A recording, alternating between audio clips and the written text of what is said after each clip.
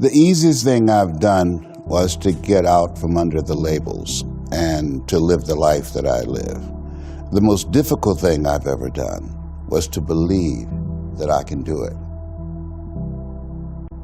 The difference is that when you don't know what's impacting you, and it's something that's holding you down and you're not aware of it. There are things that when you, in my situation, when you live in a dominant culture that is designed to destroy your sense of self and your belief in yourself, and you have to learn ways in which you can begin to connect with this power that you have within yourself to handle where you are. The key is to be constantly in a perpetual process of discovering the truth of who you are and fighting constantly to look for ways in which you can escape the inner conversation between ages 0 and 5. We determine what's available to us and what's not available to us. And so that was a defining moment. I knew there are certain things I could not do, certain places I could not go. They used to have signs on Miami Beach that said, Jews, dogs, and coloreds not allowed. And so now you have to operate within the constraints of the dominant society and the things that they've created for you.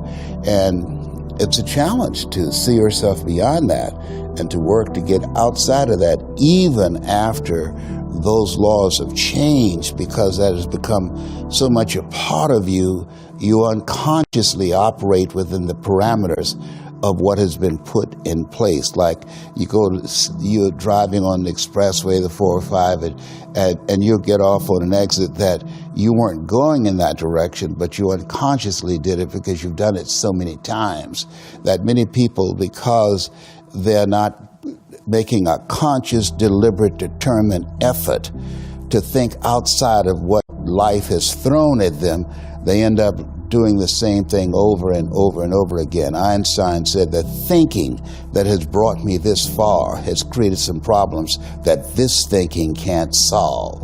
And so through relationships, through reading, through studies, through goals and dreams beyond your comfort zone, it allows you to begin to live out of your imagination as opposed to out of your history. Disney said, the imagination is a preview of what's to come.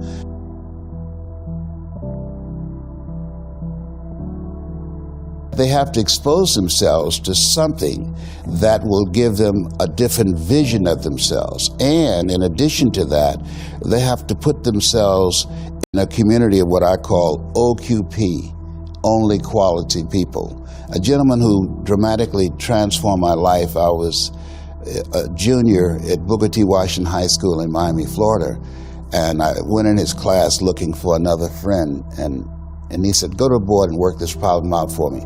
I said, sir, I can't do that. He said, why not? I said, I'm not one of your students. He said, do it anyhow. And the other kids started laughing, saying, he's Leslie, he's DT. And he said, what's DT? His brother is smart, but he's the dumb twin. And I said, I am, sir. And he came from behind his desk and he pointed at me. He said, don't you ever say that again. Someone's opinion of you does not have to become your reality. And he taught me 3 things. He said, if you want to become successful in life, young man, he said, number 1, you got to change your mindset. He said, you don't get in life what you want, you get in life what you are. Number 2, practice OQP, only quality people. You earn within $2,000 to $3,000 of your closest friends. I found that out. I left all my broke friends. I said, y'all got to go. Because I used to be so broke, I'd pass a bank and trip the alarm, you know? And the 3rd thing he said, develop your communication skills, because once you open your mouth, you tell the world who you are. He said, those are 3 major things that you want to work on that will liberate you from living in Liberty City, living in poverty in Overtown. It will help to escape out of where you are right now, because I see you watching me and I know you want more. I can see the hunger in your eyes. You get hungry by finding something that's you.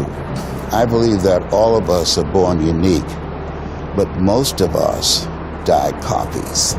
You got to find out what is it that turns you on, what resonates with you. One of the things that I realized and what allowed me to become successful as a speaker, the speaking industry has been hijacked by people who speak to sell, and it's okay to do that and make money. I speak to change lives because somebody spoke and changed my life. So this is my passion. This is my drive. This is something that I feel in my heart. And so the key to that hunger-driven life is a heart-centered life. I didn't do what I'm doing for years because of my programming, because of the culture in which I was raised in. I would see other people with degrees and PhDs and MBAs and credentials I don't have, and I convinced myself I couldn't do it.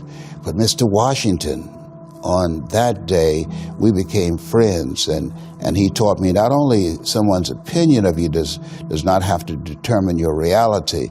He said that you have to work on yourself and you have to have an unstoppable attitude, and no excuse is acceptable, and you got to make it a priority, a non-negotiable in your life, and hold a constant vision of what it is you want to achieve.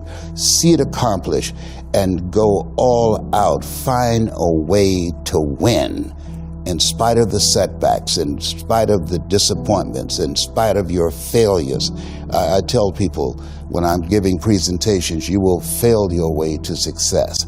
I have a saying, as life knocks you down, try and land on your back, because if you can look up, you can get up.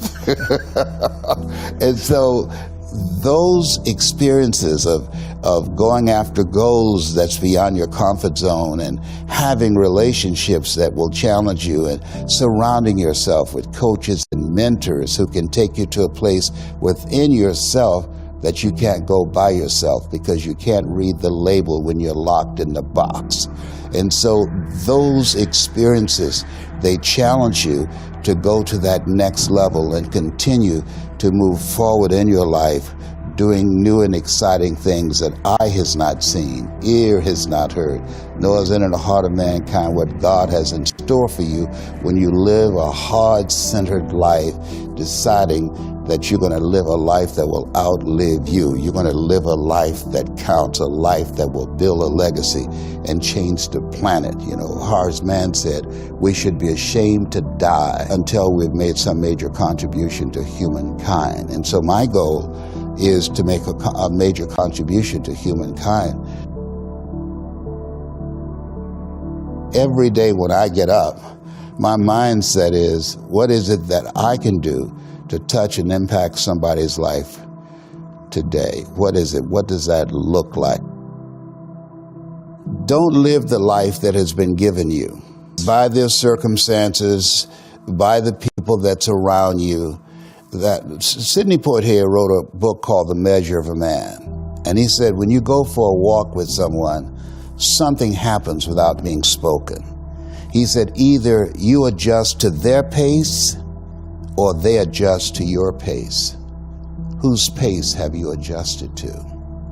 And so there are things that we pick up and we think that they're our choices, but they're the choices that we've been programmed by life to do. When we leave our homes in the morning, we're bombarded with over 6,000 advertising hits through Facebook, through Twitter, through Instagram, through television, through our phones and through our communities, and through the computers. And so all of these things are impacting us every day.